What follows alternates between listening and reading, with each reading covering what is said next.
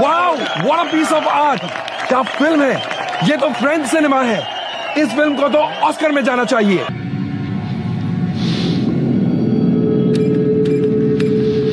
भाई ये जो मूवी है ना थामा, इसकी टैगलाइन होनी चाहिए थी एक्सपेक्ट द अनएक्सपेक्टेड, क्योंकि ये मूवी देखने के बाद मेरे दिल में ट्वाइलाइट के लिए रिस्पेक्ट और बढ़ गई है।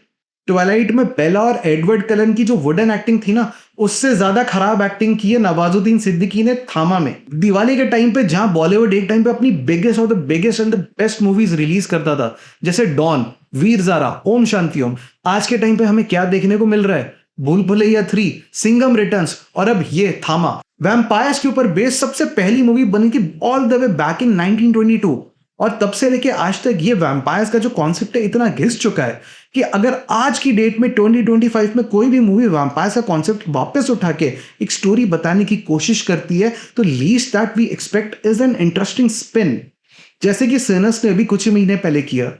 But this movie forget any inventiveness. ये जो मूवी बेसिक सी घिसी पिटी बता रही है, वो भी किसी कन्विक्शन के साथ नहीं बता पा रही है। The screenplay is very flat, basic and bare bones.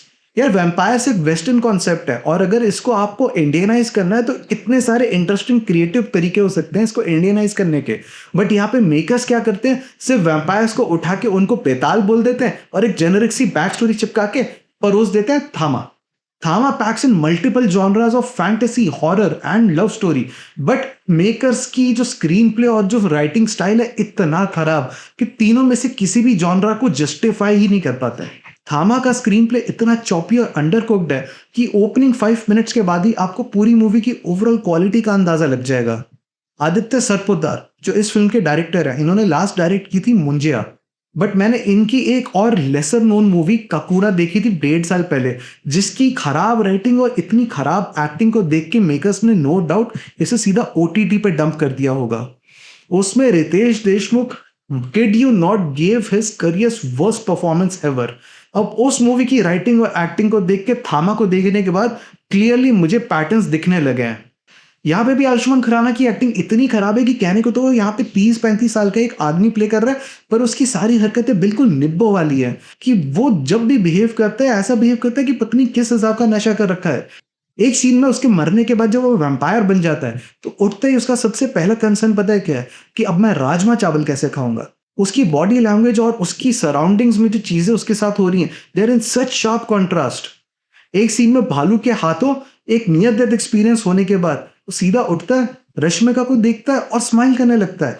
एक घना जंगल जहां पे क्योंकि वो खो चुका है और शायद घर जाने का उसके पास अब और कोई तरीका नहीं है, वहां पे वो डर नहीं रहा है, वो बस कैजुअली स्ट्रोल कर रहा है जैसे कि नाना नानी पार्क में आ गया हो।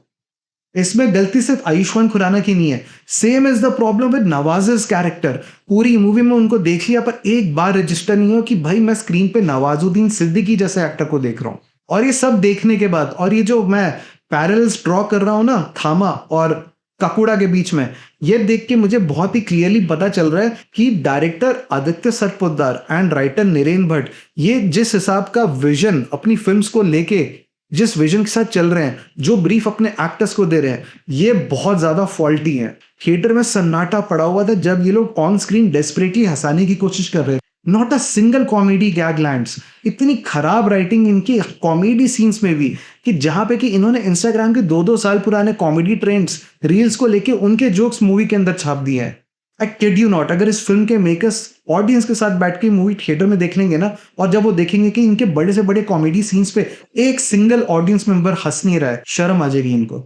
यार I mean now I am feeling bad for Ayushmann Khurrana. ये बंदा जो कुछ साल पहले ही एक्शन हीरो या बधाइयों जैसी बढ़िया मूवीज कर रहा था और जिसने एक्सपेरिमेंटल सिनेमा से कभी शाय अवे नहीं किया, बल्कि आगे बढ़ के मूवीज लाइक आर्टिकल 15 और अनेक की, ये बंदा आज की डेट में is choosing this kind of a movie to make his comeback. At multiple points in this movie, I just wanted to get up and just leave the theater.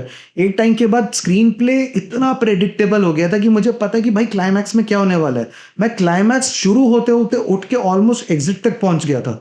अब इस टाइम पे माना कि ये मूवी मैडॉक के horror universe का एक part है, बट भाई मूवी अच्छी बनानी है तो अच्छी बनाओ। उसको अच्छा बनाने के लिए उसमें कैमियो इंसर्ट कर दोगे भेड़िए का, इसका उसका, उससे पूरी मूवी अच्छी नहीं बनने वाली। See if you guys have seen my previous videos, आप लोगों को पता है कि मैं कोई भी वीडियो सिर्फ किसी मूवी या सेलेब को ट्रोल करने के लिए नहीं बनाता हूँ. डिस्पाइट दैट मैं इस हिसाब से अगर रैंट कर रहा हूँ इस वीडियो में, तो दैट जस्ट मीन्स के this movie made me so angry. And I don't know, मैं इस मूवी में इस थिएटर में घुसा था with almost zero expectations, because इसका marketing material, trailer, promo, songs कुछ भी अच्छा नहीं था. तो जब जीरो एक्सपेक्टेशंस के साथ थिएटर में घुस के उसके बावजूद भी आप इतना डिसअपॉइंट होते हो, तो फिर गुस्सा तो आता ही है. मैं इस वक्त चाह के भी इस पूरी मूवी में सिल्वर लाइनिंग नहीं ढूंढ सकता हूं. हाँ, मैं ये जरूर बोल सकता हूं कि this movie is at least not as bad as last year's Bhool Bhulaiyaa 3. And that's not saying much about the quality of this movie.